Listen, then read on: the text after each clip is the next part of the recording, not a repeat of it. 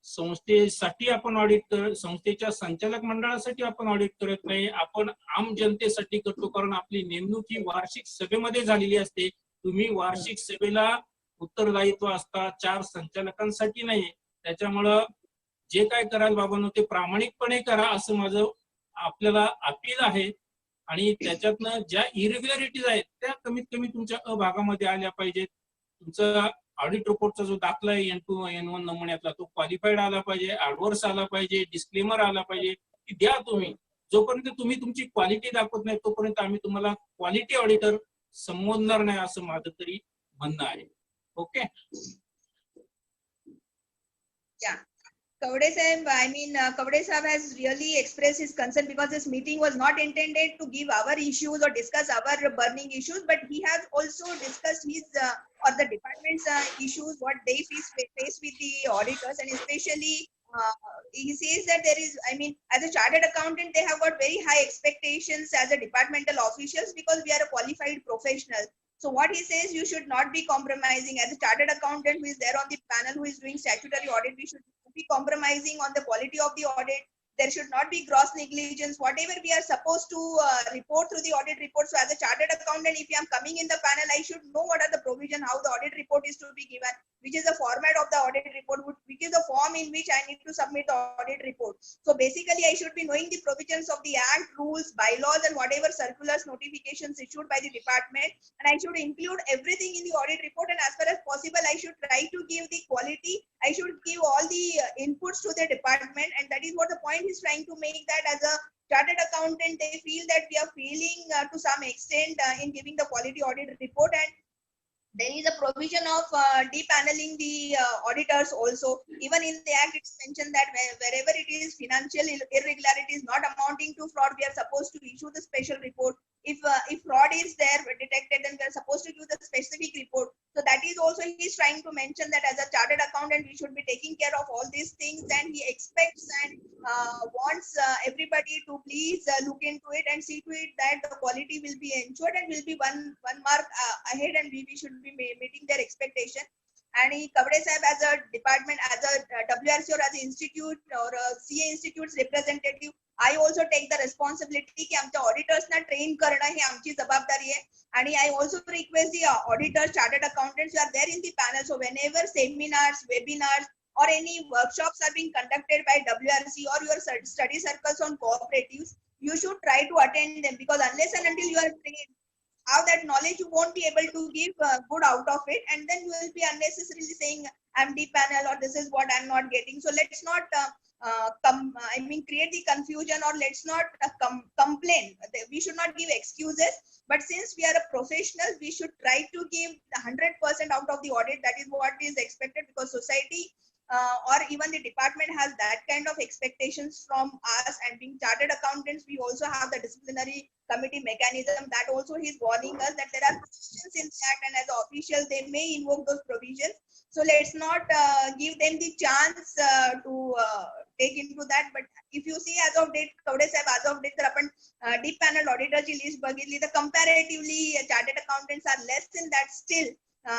If we take the entire list as such, so that is also something point I would like to make on behalf of my chartered accountant. But तुम्ही जो point म्हटला तो खूप valid आहे sir, आणि ही responsibility मी स्वतः माझ्या खांद्यावरती घेते, कारण मी व्हाईस चेअर कमिटी आहे कोऑपरेटिव्ह कमिटी. तर कमिटी थ्रू प्रोग्राम्स किंवा माझ्या पर्सनल असोसिएशन अंडर किंवा माझ्या पर्सनल लेवलला पण मी हा प्रयत्न करेन की तुम्हाला क्वालिटी रिपोर्ट मिळायला पाहिजे. आणि आपल्याकडे sir Dharanidhar Patil sir, DB Patil, आपले DDR जे रिटायर्ड ऑफिशियल आहेत आता, तर ते पण त्यांनी पण जॉईन केलेले आहेत. 2 मिनिट आपण त्यांच्याशी बोलूया.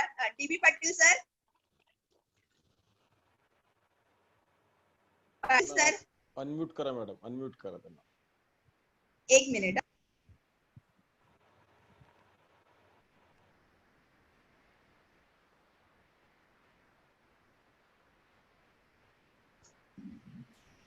हॅलो, आवाज येतो का? हो हो, नमस्कार सर, थँक्स. नमस्कार.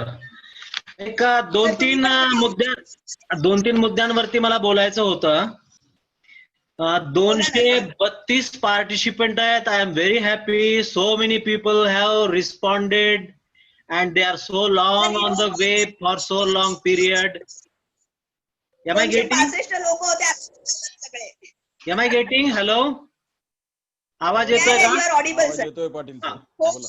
तर कवडे साहेबांनी आणि गव्हाणकर साहेबांनी फार चांगलं मार्गदर्शन केलेलं आहे आणि सगळी चर्चा मॅडमनी ट्रॅकवरती ठेवलेली आहे शेवटपर्यंत. चर्चेला इकडे तिकडे काही जाऊ दिलेलं नाही. दिनेश गांधींनी फार चांगले मुद्दे मांडलेले आहेत.